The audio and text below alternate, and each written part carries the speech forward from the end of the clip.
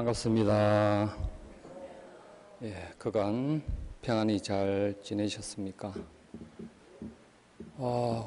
오늘 비가 좀 많이 오네요. 제가 여기 올 때만 해도 비가 조금 내렸는데 지금 밖에 보니까 비가 많이 내리고 있습니다. 비가 내리니까 조금 덜 덥긴 한데 그래도 이 습도가 있으니까 여름철이다 보니까 후덥지근하죠. 비 오는 날에 또 비가 멈추고 또 해가 뜨면 굉장히 덥습니다. 오늘날과 같이 이렇게 문명이 많이 발달되어서 또 에어컨도 이렇게 발명이 되었기 때문에 우리들이 시원하게 잘 보낼 수 있는데 에어컨이 발명되지 않았다면 참 어떻게 살고 있을까 하는 생각이 듭니다. 다른 나라 같은 인도 같은 경우에는 지금 이 더위 때문에 사람들이 죽고 미국 같은 경우에는 50도에 육박한다고 매스컴에 나오는데 그나마 우리나라는 그 정도는 아니고 또 여름철이 그나마 좀 짧으니까 참 이러한 여러 가지로 좋은 환경에서 살아가고 있음에 감사한 마음으로 살아가야 하지 않을까 하는 생각이 듭니다. 오늘 이렇게 또 비도 많이 오고 하는데도 불구하고 또 주말임에도 불구하고 이렇게 부처님의 가르침을 듣고자 이 열애사 법당에 찾아오신 열애사 불자님들은 참 수승한 분들이다라고 생각을 합니다. 오늘같이 또 오늘이 아니더라도 오늘 지금같이 더운 여름날, 오늘같이 또 비 오는 날 이럴 때는 움직이기가 싫죠. 집에서 시원하게 에어컨 틀어놓고 수박을 잘라가 수박을 먹으면서 넷플릭스나 드라마를 딱 보면 편하게 소파에 앉아서 보면 딱 좋은데 그럼에도 불구하고 우리 불자님들은 그래도 부처님 법문을 조금이라도 더 듣고자 이렇게 오신 것은 자신의 몸과 마음을 부처님의 이런 깨달음 진리의 세계로 향하는 이런 행위는 곧 깨달음으로 연결된다라고 말씀드릴 수 있습니다. 항상 많이 들으셨겠지만 초발심시 변정가 맨 처음 먹은 그 마음이 곧 깨달음을 이룬다라는 의미입니다. 나의 생각과 행동은 곧 결과와 맞닿아 있다라는 거죠.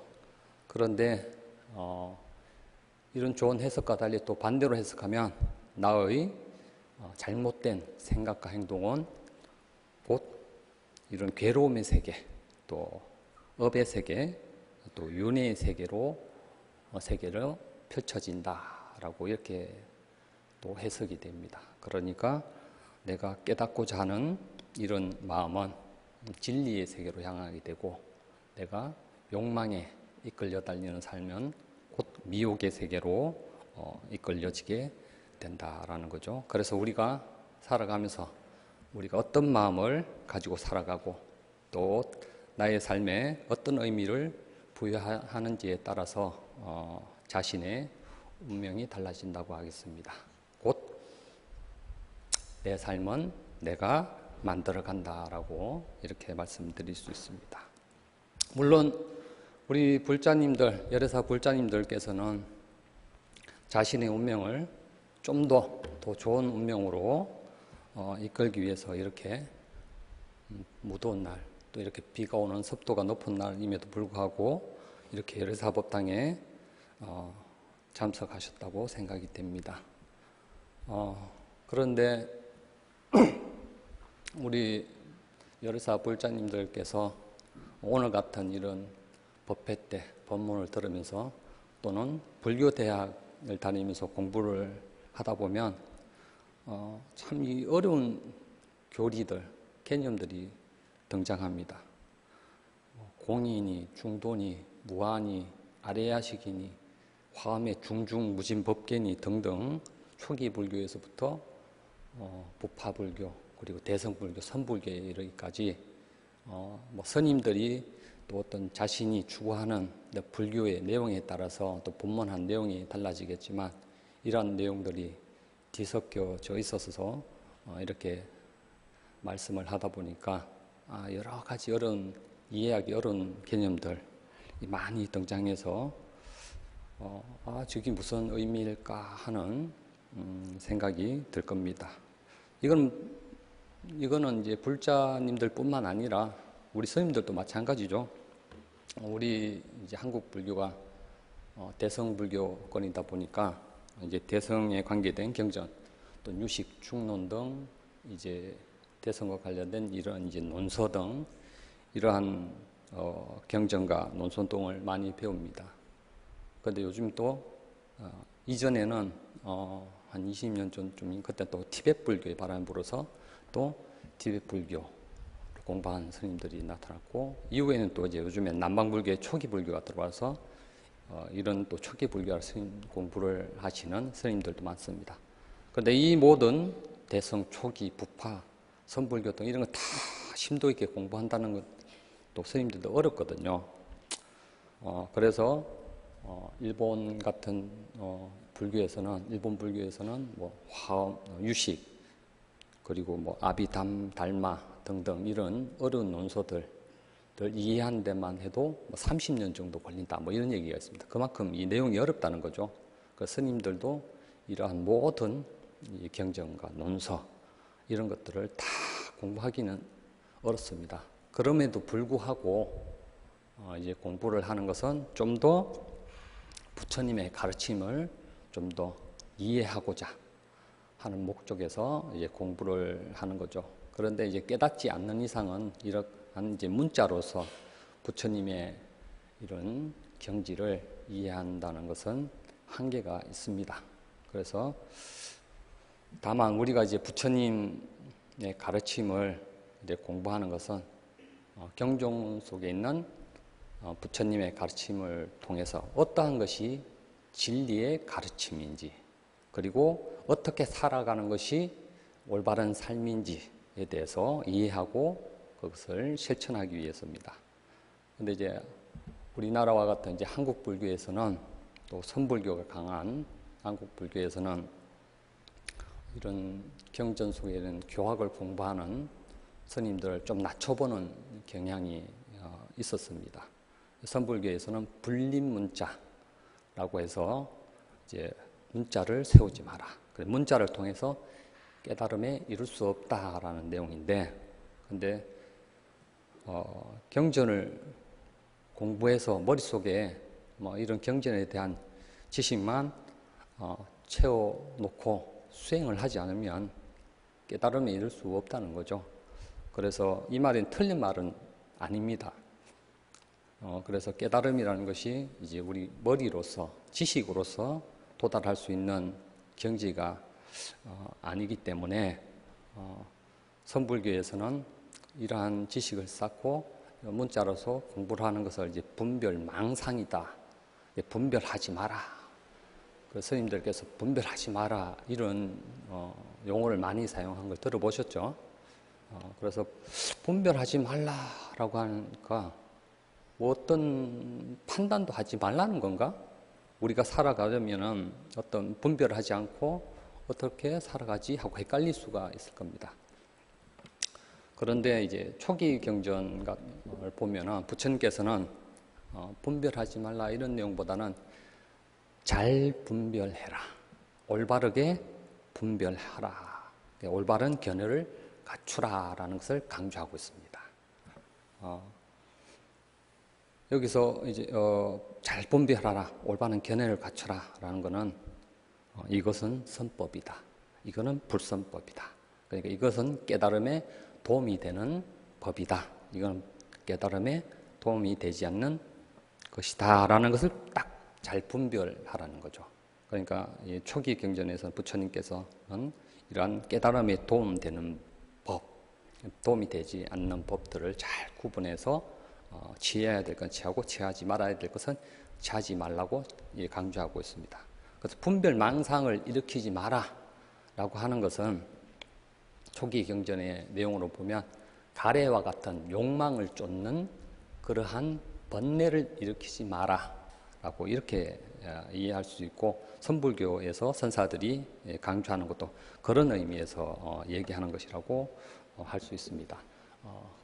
우리 중생들은 욕망을 쫓기 때문에 욕심이 생기고 집착이 생기고, 그러한 마음에 반대해서 또 싫어하는 마음, 분노, 정오동, 그러한 생사윤회를 일으키는 이런 번뇌들이 일어납니다. 이런 것을 분별, 망상, 헛된 생각이라는 거죠.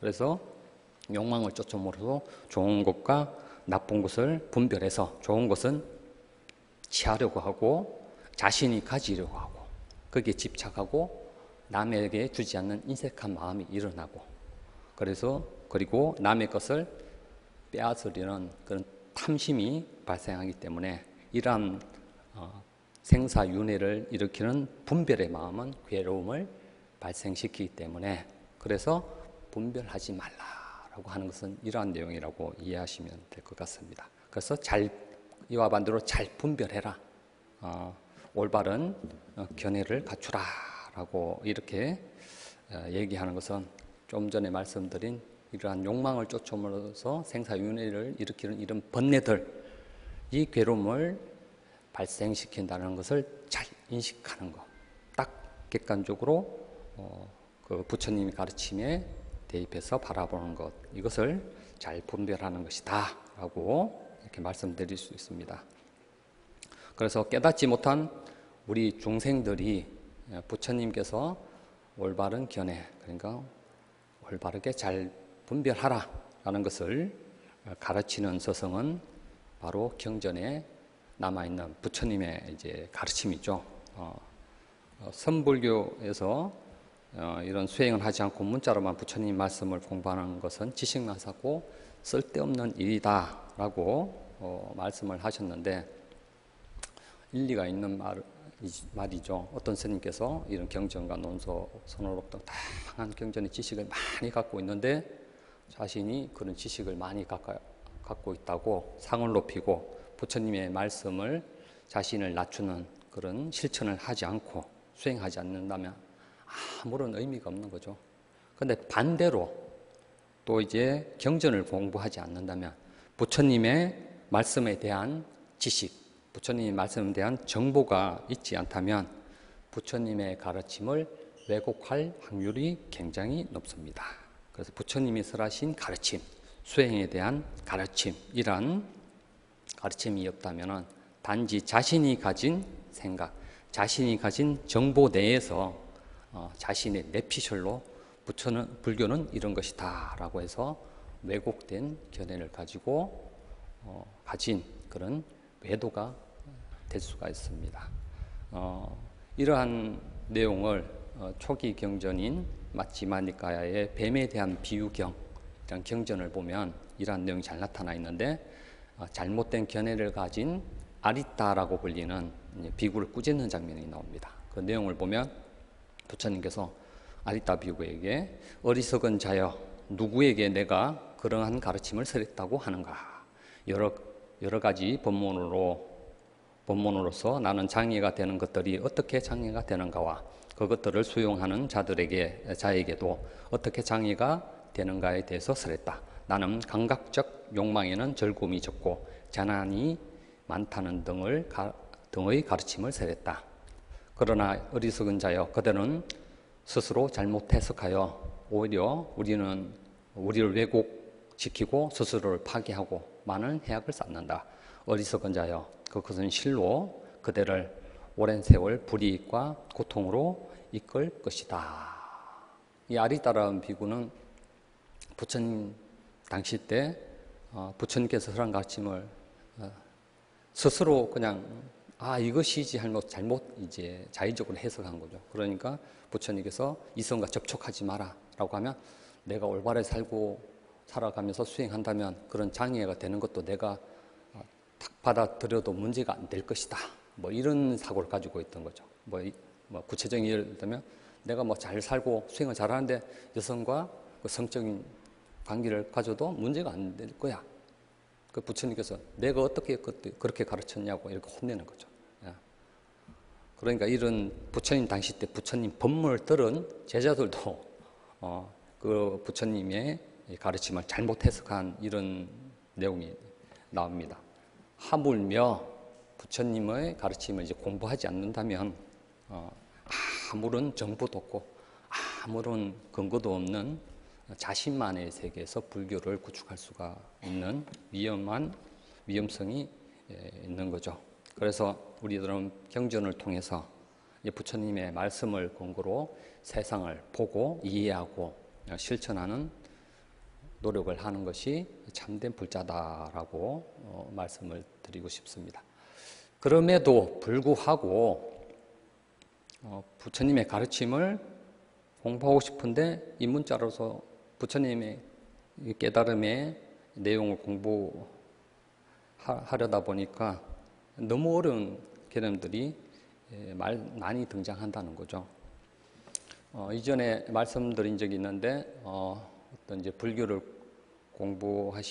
연구하시는 거사님께서 타 종교의 종교인과 대하는 중에 그냥 신만 믿으면 간단한데 왜 그렇게 어려운 불교를 공부하느냐라고 말했다는 겁니다. 타 종교인이 봤을 때도 불교의 교리를 보니까 너무 어렵다는 거죠. 그래서 이 쉬운 이런 길을 놔두고 왜 그렇게 어려운 길을 가느냐. 이 세상은 나라고 할 만한 것도 없고 모두 그 실체가 없는 공이고 등등등 이런 다양한 어려운 이론들 때문에 그 종교를 믿기 위해서는 그 종교의 세계관을 이해해야 되는데 이러한 어려운 교리를 이해하기도 어렵고 이해하지 못한 그 상태에서 믿음을 가지기도 어렵다는 취지에서 그 종교인이 말했다고 볼 수가 있는 거죠. 그래서 불교에서도 선불교와 같은 이제 깨달음의 진리만을 얘기하는 이런 측면에서 발달했고 또 한쪽에서는 또 부처님의 가르침을 믿고 기도를 하는 등 신앙적인 측면 양쪽으로 이렇게 불교가 발달해 왔다라고 할 수가 있습니다. 과거 원효스님께서 대성기신론소 그리고 금강산매경론 이런 책을 서술을 했는데 굉장히 어렵다고 알려져 있거든요.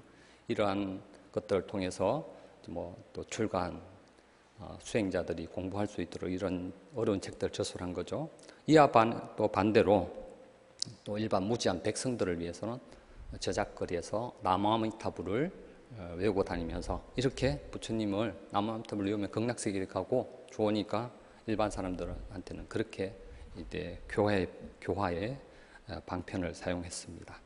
그렇다면 서가모니 부처님께서는 어떻게 부처님께서 깨달으신 그 어려운 깨달음의 경지를 무지몽매한 이런 중생들에게 쉽게 이해시켜 줄 수 있었을까?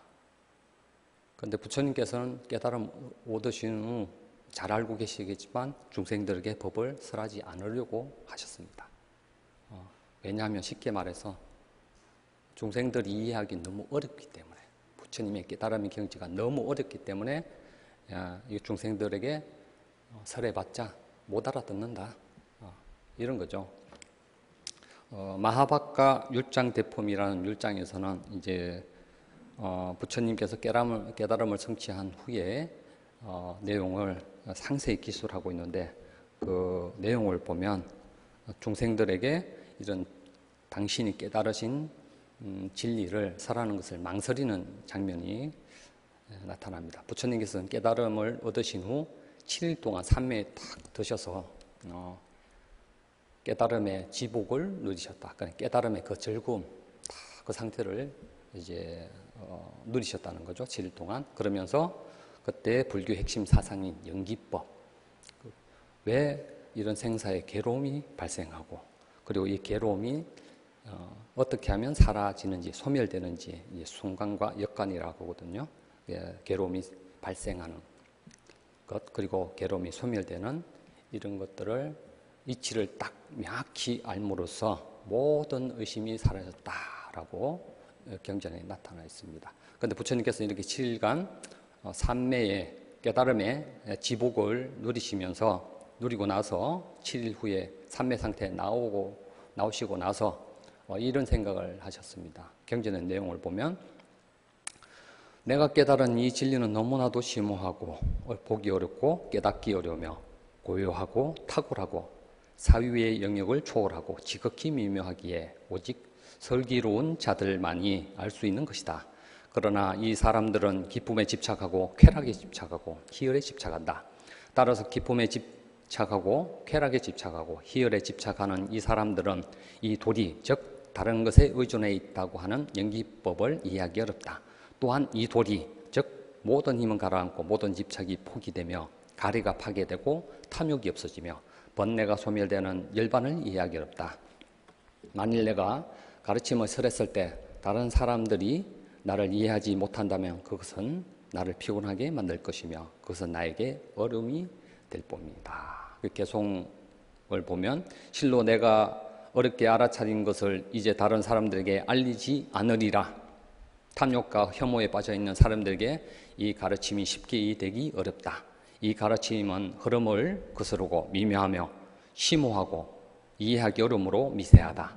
어둠에 뒤덮인 채 쾌락에 물든 이들은 결코 이해할 수 없으리라 라고 스스로 탁 성찰을 하시고 나서는 중생들에게 가르침을 설하지 않겠다고 딱 결정을 하신 겁니다. 이때 범천 천상에 있던 범천이 이 부처님의 서가모니 부처님의 생각을 알아차리고 나서는 딱 부처님 앞에 나타나서 중생들 중에도 티끌이 적고 즉 탐진치가 적은 이런 사람들이 있기 때문에 이들에게 가르침을 설하게 된다면 가르침을 이해하는 중생들이 늘어날 것입니다. 그러므로 부처님께서는 가르침을 설해 주십시오라고 3번을 간청하니까 그것을 듣고 나서 부처님께서는 자비의 마음으로 세상을 딱 보니까 눈에 티끌이 적은 사람, 눈에 티끌이 많은 사람, 예리한 감각을 지닌 사람, 둔한 감각을 지닌 사람, 아름다운 사람, 추한 사람, 가르치기 쉬운 사람, 가르치기 어려운 사람, 그리고 내세와 제약을 두려워하는 사람들 여러 다양한 중생들을 모습을 보신 거죠. 이걸 비유로서 청년화, 연꽃의 비유죠. 홍년화, 백년화 연꽃들이 물속에서 살아가는 연꽃, 물밭에서 살아가는 연꽃 등 다양한 형태로 살아가는 연꽃들 이제 비유를 드시면서 세상에도 다양한 사람들이 있는데 내가 가진 편견을 버리고 모든 이들에게 법을 설하겠다라고 선언하신 겁니다. 그래서 우리가 지금 이렇게 부처님의 경전을 듣고 부처님의 말씀을 들을 수 있는 겁니다.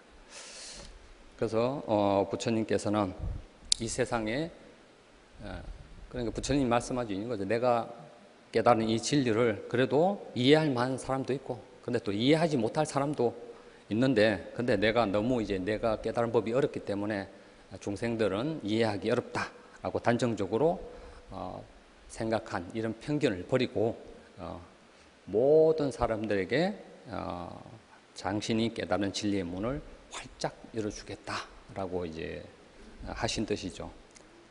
그래서 그러고 나서 부처님께서는 이거 누구에게 가르침을 설해야 될까라고 세상을 바라보는데 생각을 하셨는데 이미 이제 첫 번째 스승이셨던 그 분들은 이제 돌아가셨고 이제 함께 고행했던 5명의 수행자들이 떠오른 겁니다. 그래서 5명의 수행자들 찾아가서 이제 처음으로 법을 설한 거죠. 이걸 초전법륜이라고 하죠. 그래서 그 제자들에게 중도, 사성제, 팔정도, 무상가, 무화 등 다양한 이제 진리의 가르침을 설하고 나서 다 설하고 나니까 이 5명의 수행자들 깨달음에 이르게 됩니다. 이 5명의 비구들은 부처님께서 이제 말씀하셨던 눈에 티끌이 좁고 그리고 예리한 생각을 가졌고 가르치기 쉽고 슬기로운 사람에 해당되죠. 탐진치에 덜 물들고 탐진치에서 벗어나려고 청정하게 수행한 수행자들이죠. 부처님, 서가모니 부처님과 함께 고행까지 하셨으니까 부처님과도 굉장히 인연이 많겠고 그리고 수승한 분들이겠죠. 그러니까 부처님께서 딱 법을 설하고 나니까 바로 깨달음에 이르게 될 겁니다. 그런데 이런 5비구와 같이 수성한 이런 비구가 수행자가 아닌 눈에 티끌도 많고 도난 감각을 가지고 탐욕과 혐오에 빠져 있고 가르치기 어렵고 슬기롭지 못한 사람들을 위해서 부처님께서는 당신이 깨달은 진리를 어떻게 잘 이해시킬 수 있었을까? 부처님께서는 앞서 말씀드렸지만 법을 설할 것을 결정하시기 전에 중생들이 어둠에 뒤덮인 채 쾌락에 물들어 있기 때문에 흐름을 거스르고 미묘하며 심오하고 이해하기 어려우며 미세한 진리의 가르침을 결코 이해할 수 없을 것이다 라고 강조하셨습니다. 우리 중생들이죠, 한마디로. 예. 그래서 이러한 부처님께서 다양한 사람들의 모습을 표현한 것을 우리 이제 대성불교권에서는 이제 근기라고 말씀을 주로 표현해서 사람들을 세 단계로 나눕니다. 이전 본문에서 말씀드린 적이 있는데 상근기, 중근기, 하근기라고 해서 상근기는 이제 5비구와 같이 이런 수성한 사람들이죠. 그러니까 권력과 돈 이런 데 만족하지 하고 깨달음을 중시하는 사람들이고, 하근기는 깨달음에 전혀 관심 없고 돈과 권력, 욕망을 쫓는 사람들. 그리고 중근기는 이 상근기가 하근기의 반반을 가지고 있는 거죠. 이제 깨달음에 대한 열정은 있는데 세상에 대한 또 집착도 있는 이런 사람이라고 할 수 있습니다. 그렇다면 나 자신은 어떤 근기에 속하겠습니까?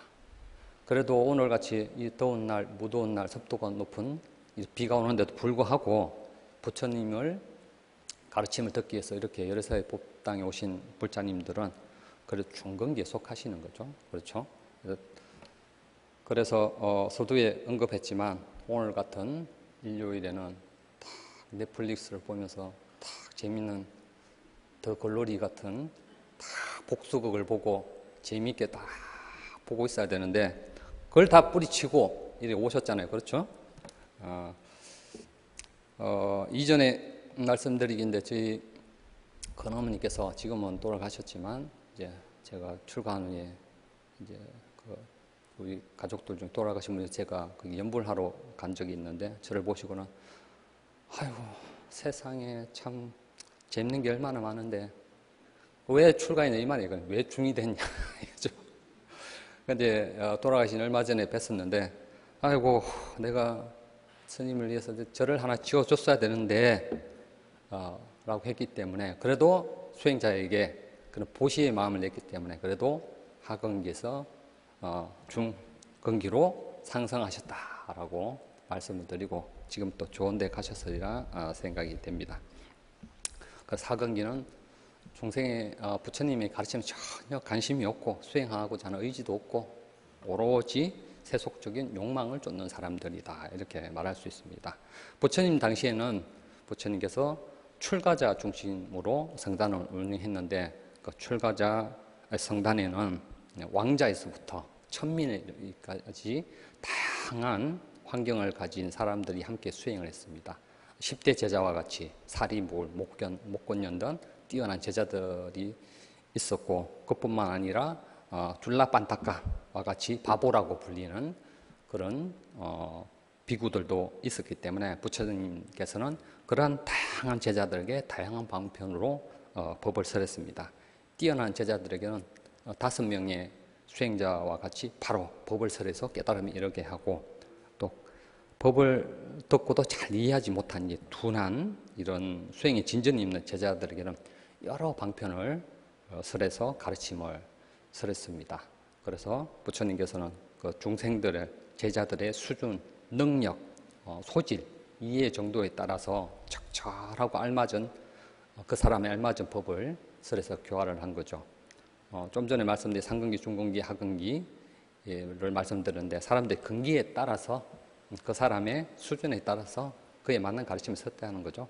그런데 부처님께서 중생들에게 이런 설한 가르침 법문 중에 많이 취한 방식이 비유를 통한 설법입니다.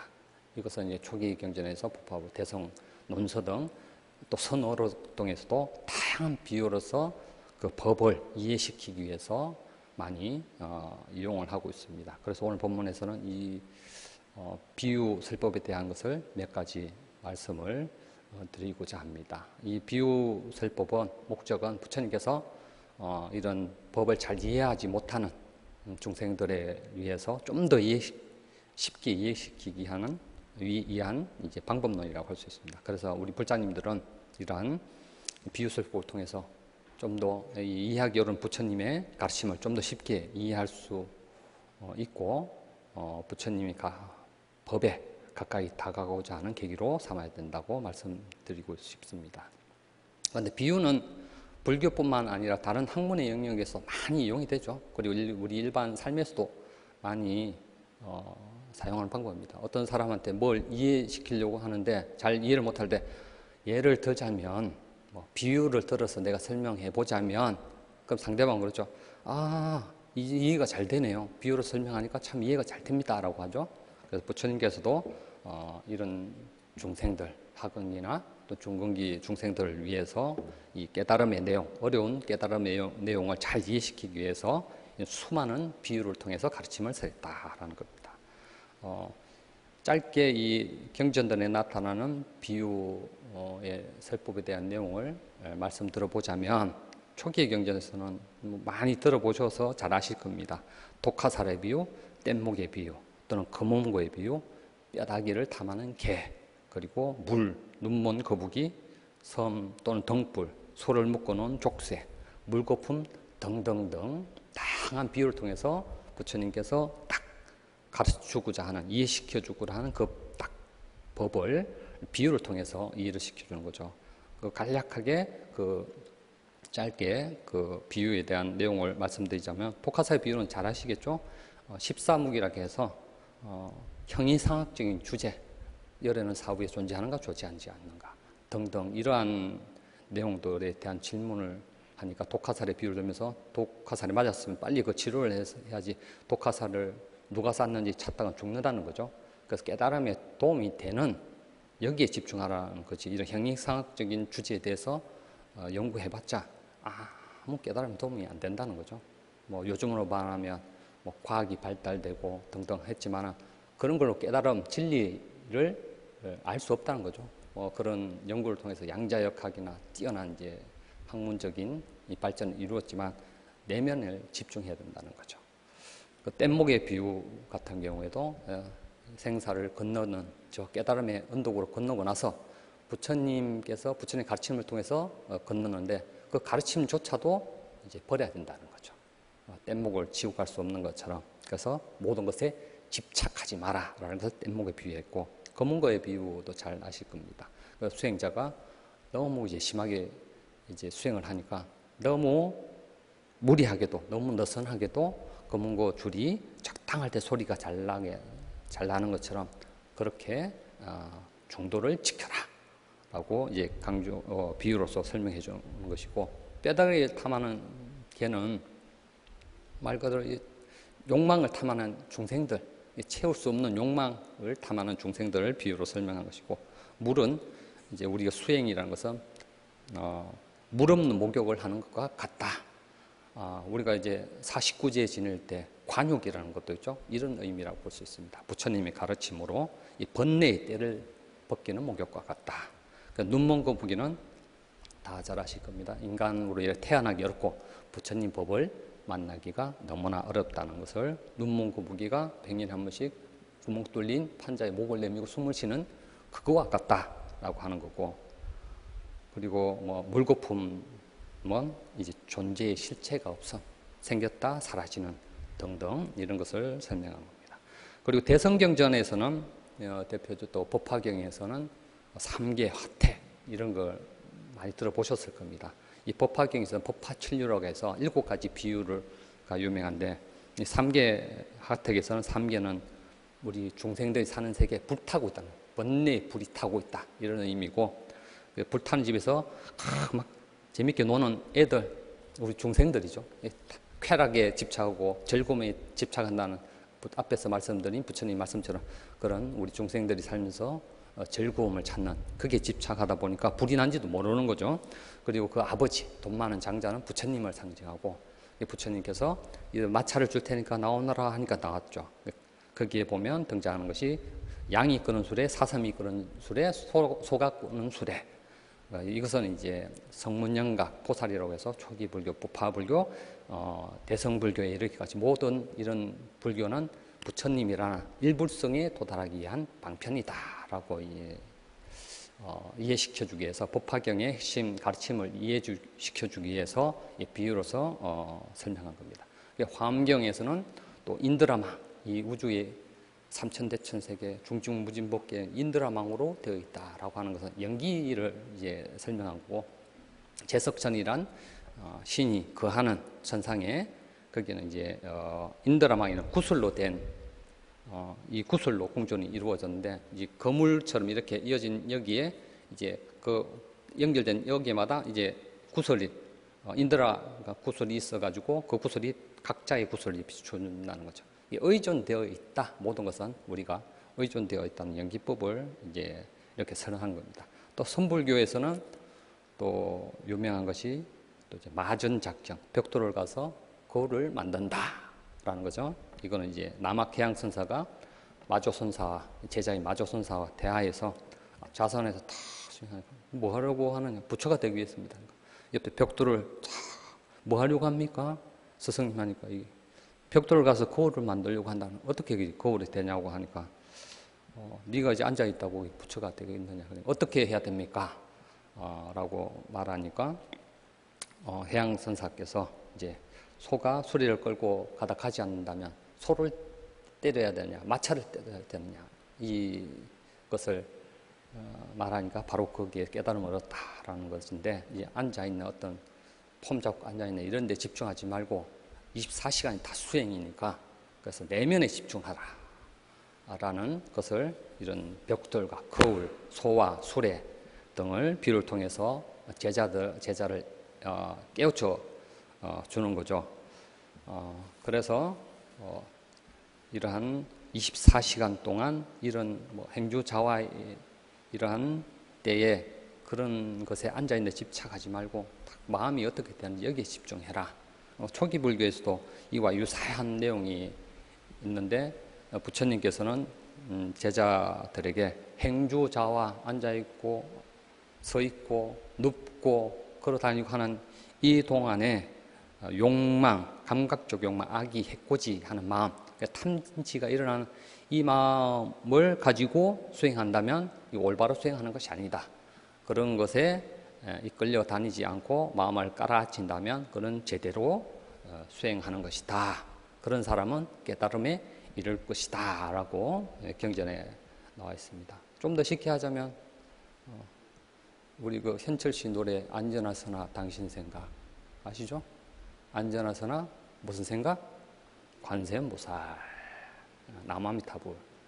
우리로 수행을 하자면, 그러니까 24시간 이런 관세음보살 염을 하면서 마음이 번뇌에 이끌려가지 않게 계속 이 자리에 딱 머물게 하는 것이 이런 수행이라는 거죠. 이 말씀은 그런 말씀입니다. 수행 주제에 딱 집중해서 다른 번뇌에 끌려가지 말라는 겁니다. 그래서 또 중론이라는 논서에서는 또 연기법을 통한 실체가 없다는 것을 또 설명하기 위해서 이런 이제 씨앗을 비유를 들거든요. 씨앗에 의해서 꽃도 생기고 나무도 생기는데, 근데 나무나 꽃이나 그 근원을 보면은 씨앗이니까 씨앗이 원료구나 하는데, 씨앗 그 자체도 땅과 수분과 이런 영양분이 없으면 씨앗이 안 생기죠. 그래서 이러한 것들은 모든 것은 스스로 생길 수가 없고 여러 조건에 의해서 발생한다는 것, 실체가 없다는 것을 이렇게 비유로서 설명을 해줍니다. 이처럼 다양한 비유로서 경전이나 또 논서, 선어록 등 이런 데에서 비유로서 그 말만 가지고 얘기를 하면 이해하기 어렵기 때문에 이 비유로서 설명을 해주는 거죠. 우리가 좀 전에 말씀드린 실체가 없다라고 말씀을 드려서 씨앗 자체도 여러 조건을 가지고 발생한다고 말씀드렸는데, 좀 전에 사시불공 때 반야신경을 독송하셨을 겁니다. 그래서 색즉시공, 공즉시색이라고 말씀드렸죠. 이거 대표적으로 실체가 없다는 내용이죠. 공즉 시세, 색즉 시공. 예. 색이라는 거 우리가 존재하는 모든 것, 이 존재하는 이 자체는 모두가 실체 공이다. 실체가 없다라고 얘기하는 겁니다. 불교의 핵심 사상은 연기법이라고 할 수 있습니다. 모든 이제 이런 내용들은 연기법을 바탕으로 얘기하고 연기법의 다른 측면에서 그걸 강조하고 있는 거거든요. 용수보살, 좀 전에 죽는 씨앗을 비유로 들었지만 용수보살이 대성불교의 공사상을 확립시킨 인물인데 거기서 공가중이라는 그 사상은 곧 연기법이다라고 합니다. 공은 말 그대로 실체가 없다는 것.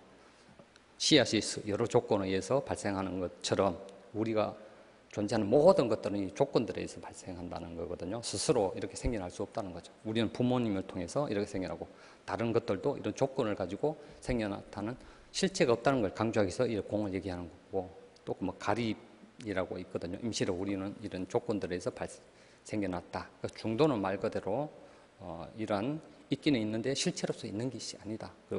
없다는 것은 실체로서 불변한 존재로서 없다는 거거든요. 이것을 연기를 다른 측면으로 이렇게 설명해 주기 위해서 그래서 반야신경의 색즉 시공 같은 경우에는 존재하는 모든 것은 실체가 없다. 연기다. 수많은 조건에 의해서 이렇게 임시로 이렇게 내 몸도 그렇고 이렇게 생겨난 것이기 때문에 실체가 없다는 것을 강조한 겁니다.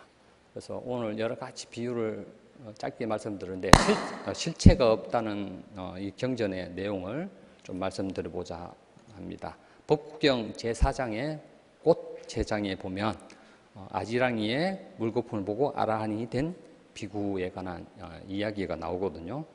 어떤 비구가 부처님으로부터 수행주제를 딱 받아 수행을 하는데 깨달음에 이르지를 못하는 거예요. 부처님께 다시 다른 수행 주제와 이런 수행에 대해서 여쭤보려고 길을 가는데 길에서 보니까 아지랑이가 딱 보이는 거예요. 아지랑이 아시죠? 저도 이제 시골에 살면서 길가에 보면 여기 막 물결 치듯이 막 올라가는 이런 게 있죠.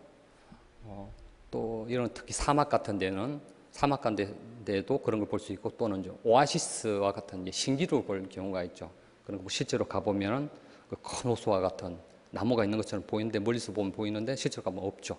이런 것이 뭐 과학적으로는 이 빛이 굴절되는 현상이라고 하죠. 그게 이제 너무 뜨거운 열에 의해서 이런 공기의 입자가 밀도가 높아지면서 그때 햇빛이 이렇게 비칠 때 반사되는 현상 때문에 그렇게 보인다는 겁니다. 그래서 이 비구가 아지랑이가 있는 곳을 가보니까 없는 거예요. 실제로. 그러면서 아지랑이를 딱 보면서 저렇게 눈에는 보이는데 가까이 가보면 실체가 없어요. 사라져 버리니까 이 나라는 존재도 저 아지랑이 같이 일어나고 사라질 뿐 실체가 없는 것이다 라고 이제 생각을 하면서 수행을 딱 한 거죠.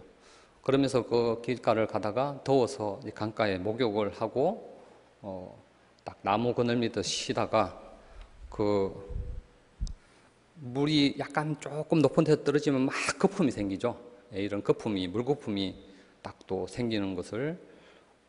생겼다가 또 이제 내려가면서 바위에 부딪히고 하면서 그 물거품이 사라지는 것을 딱 보고 이 몸도 물거품과 같고 아지랑이와 같이 사라질 뿐 거기에는 어떠한 실체도 없다라고 생각을 한 겁니다.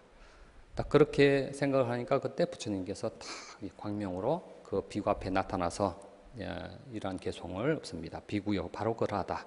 이 존재도 또한 물방울이나 아지랑이처럼 일어났다 사라질 뿐이지 거기에 어떤 실체가 있는 것이 아니다.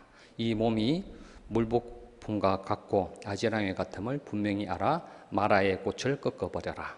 그러면 죽음의 왕도 볼 수 없는 저 평화의 세계로 가리라 라고 하신 거죠. 마라의 꽃은 우리의 욕망을 의미합니다. 그래서 실체가 없는 그것을 통찰을 해서 이 욕망의 꽃을 뿌리를 뽑아버리라는 거죠. 그래서 생사에 이러한 강을 건너라 라는 의미입니다. 그래서 또 이 물거품에 대한 비유는 초기 경전인 쌍유타 니카의 포말경이라고 경전에 잘 나타나 있습니다. 자세히 나타나 있거든요. 포말이라는 것은 이제 물이 다른 물이나 이제 바위부터 치면 이제 좀 전에 말씀드렸듯이 물방울이 생기죠. 이 거품 그걸 말하는 겁니다. 그래서 이 포말경에서는 이 물거품, 굵은 빗방울이 비가 떨어지면서 물거품이 생기는 것, 또 신기루 또는 요술 등을 비유를 들면서 색수상행식, 물질인 몸과 수상행식, 정신적인 요소가 화합된 이 몸이 그런 것 같이 실체가 없다는 것을 강조하기 위해서 이 비유를 드는 겁니다. 그 내용을 잠시 경전의 내용을 읽어보면 비구들이여 예를 들면 부처님께서 제자들과 강가에 머무시면서 하신 본문입니다. 비구들이여 예를 들면 이 강가에 포말덩이, 물부품 덩어리가를 싣고 흐르는데 눈을 가진 사람이 이것을 쳐다보고 면밀히 살펴보고 근원적으로 조사한다고 하자. 그가 그 포말덩이를 쳐다보고 면밀히 살펴보고 근원적으로 조사해보면 그것은 텅 빈 것으로 드러나고 공허한 것으로 드러나고 실체가 없는 것으로 드러날 것이다. 비구들이여 포말덩이에 무슨 실체가 있겠는가? 물거품에 무슨 실체가 있겠는가? 그리고 또 뭐 붉은 빗방울 떨어질 때 물거품이 생겼다 사라지는데 거기도 무슨 실체가 있겠는가? 그러면서 이제 수상행 앞에는 이제 물질 세계에 무슨 이런 실체가 있겠는가? 여기서는 또 이제 느낌에 무슨 실체가 있겠는가? 또 신기루를 예를 들면서 외부 대상을 인식하고 그게 판단하는 이런 상, 수상 이것에 또 어떤 그런 실체가 있겠는가? 우리 정신이 생각하고 판단은 여기에 무슨 실체가 있겠냐 이런 말씀을 하신 거죠. 그래서 부처님께서는 물질은 포말덩이 물거품과 같고 느낌도 물거품과 같고 인식은 아지랑이와 같고 심리현상들 색수상 행에서 행이거든요. 행은 야자나무와 같고 아르마리 색수상 행식의 식은 요술과 같다고 태양의 후에는 밝혔도다. 면밀히 살펴보고 근원적으로 조사해보고 지혜롭게 관찰해보면 그것은 텅 비고 허망한 것이다. 그래서 이처럼 경전에서는 이 물거품, 신기루, 요술 등 다양한 비유를 들어서 특히 나라고 하는 것은 물거품과 같이 생겼다 사라지는 것과 같이 태어나서 죽음을 맞이하는 실체가 없는 무아임을 강조한 거죠. 나라는 것은 그런 물거품과 같기 때문에 나라고 할 만한 것이 없는 존재, 그래서 영기적 존재라는 거죠. 조건을 통해서 이렇게 업이라는 조건을 통해서 이렇게 태어나고 사라질 뿐이라는 겁니다. 그리고 이제 이 포말경에서 말씀 내용 중에 물거품을 눈을 가진 사람이 쳐다보면서 면밀히 살펴보고 근원적으로 조사해보면 그것이 텅 비고 공허한 실체가 없는 것으로 드러나는 것처럼 색수상행식으로 이루어진 나라고 하는 것도 실체가 없다는 이치를 알게 될 것이라고 이제 말을 했습니다. 이것은 무슨 말이죠? 잘 분별하라. 잘 올바르게 관찰해서 그 이치를 잘 관찰하라. 분별하는 거죠. 앞서서 선불교에서 이거 분별하지 마라 라고 했는데 그거는 이제 우리가 번뇌를 일으키지 말라는 거죠. 그런데 초기 불교에서 부처님께서 잘 관찰하라는 것은 그런 우리가 쳐다보는 대상들의 실체를 잘 보라는 거죠. 아무것도 없다는 거죠. 요즘 물리학에서 우리 채소 단위 어떤 그런 원자나 그런 것들을 자세히 들어보면 그 안에 텅 비어 있다고 얘기를 하죠. 아무것도 없다고 하죠. 부처님께서는 이미 그런 걸 다 말씀하셨죠. 무아의 존재라는 거, 실체가 없다는 거. 이게 대성불교에서는 진공묘유라는 이러한 용어로 설명하죠. 텅 비어 있는 것 같은데 묘유, 묘하게 작용이 있다. 인연 따라서 일이 생긴다는 거예요. 이런 업의 작용에 따라서 이 세상의 이치라는 거죠. 이런 이치에 따라서 그렇게 발생하는 것이 어떤 절대적 존재가 그걸 그렇게 한다는 게 아닌 거죠. 이 세상 이치라는 거죠. 이 과학하고도 그런 사상이 잘 맞는 거죠. 그래서 이러한 이제 실체가 없다는 것, 이것을 이제 우리가 49제 보면 앞에서도 이제 잠깐 뭐 관욕에 대해서 말씀드렸지만 49제에서 영가를 위해서 하는 이런 법문인데 그 내용 중에 생야일편, 부운기 사야일편, 부운멸, 부운자체, 부무실, 생사거래, 역여연 개송이 있습니다. 삶이란 한 조각의 구름이 일어남이요 죽음이란 한 조각 구름이 사라짐이라. 뜬구름 그 자체는 실체가 없으니 생사가 오고 가는 것이 그와 같도다 라는 의미입니다. 이 서산대사의 해탈시거든요. 이 조사어록에서는 부처님 말씀과 이런 깨달은 선사들의 어록들이 많이 들어가 있습니다. 여기서도 뭐죠? 구름에 비유했죠. 우리가 생사가 일어나는 것. 부처님께서는 물거품 등 이런 게 비유를 했죠. 실제로 우리가 비행기 타고 가면 상공에 올라가면 구름을 볼 수가 있는데 그 구름 잡을 수는 없죠. 근데 과학적으로 보면 이 수분이 상공에 올라가서 이게 이제 얼음 덩어리화 결정되면서 이게 모여 있는 거라고 하죠. 그래서 뭐 그 요소는 보면 이제 물이라는 거죠. 물. 비가 내리면 딱 없어지죠. 그 구름과 같이 우리도 똑같다는 거죠. 이 물질적인 요소로 이루어지고 정신적인 요소로 이루어졌는데 예, 실체. 그러니까 실체라는 거, 그러니까 불변하는 거, 불변하지 않다는 걸 얘기합니다. 계속 나로서 나라는 정체성이 있으려면 계속 이렇게 존재해야 돼요. 계속 그럼 불변하잖아요. 어떤 도자기인데 도자기가 어떤 도자기 비유를 드는데 도자기로서 계속 해야 돼. 도자기 깨버리죠. 그냥 흙덩이잖아요. 나중에 가루가 돼버리잖아요. 그렇죠? 그것처럼 이제 조건 따라서 항아리가 되었다가 또 벽돌도 되었다가 이런 흙이 조건에 따라서 발생할 뿐이지 그게 실체가 불변한 무엇이 있지는 않다라는 것을 이러한 비유로서 설명하는 겁니다. 오늘 본문에서는 부처님께서 깨달은 진리를 중생들에게 잘 이해시켜 주기 위해서 여러 비유를 사용해서 말씀하신 것을 살펴봤습니다.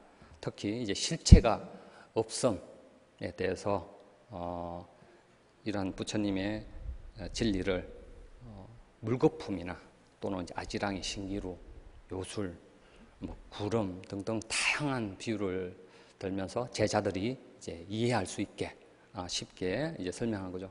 이런 부처님의 비유설법을 보면 마치 자상한 아버지가 자식을 위해서 친절하게 이렇게 설명하는 것처럼 이제 느껴집니다. 그래서 이런 비유설법은 어느 정도 지식인 분들은 다 이제 알아들으시겠죠. 아까 색적 시공도 실체가 없다는 거 물거품 비유를 하니까 바로 또 쉽게 이해가 되시죠. 그냥 색적 시공, 색이라는 것은 공이다, 실체가 없다. 어떻게 이해할 거예요? 그런 용어들을, 개념들을. 그런데 이제 이런 다양한 비유를 하니까 구름이나 물거품이나 그런 실체로 가보면 잡을 수 없는 이런 실체. 또 어떤 사람 그 얘기 묻겠죠. 이거 잡을 수 있잖아요. 그런데 이것도 수많은 조건들이 의해서 이렇게 임시로 있을 뿐, 또 조건이 사람이 죽게 되죠. 그러니까 우리가 존재하는 건 이게 딱딱한 물질로 딱딱한 성질을 가진 게 있고, 그런 기체로 존재하는 것 때문에 다 똑같다는 거예요. 성질은. 예. 실체가 없다는 거. 예. 그래서 이러한 부처님께서 말씀하신 이런 비유설법을 통해서 부처님의 어려운 본문을 잘 이해하시고, 이런 부처님의 가르침을 비유설법을 잘 이해하셨다면 일상생활에서도 부처님의 가르침을 잘 적용을 하셔서 이런 이제 분별망상이라는 거, 그런데 끄달리지 마시고 이제 올바른 분별, 올바른 부처님의 가르침으로서 딱 그것을 판단해서 그런 올바른 견해를 갖추고 지혜를 갖춘 열애사 불자님이 되시라는 말씀을 끝으로 오늘 법회를 모두 마치겠습니다. 성불하십시오.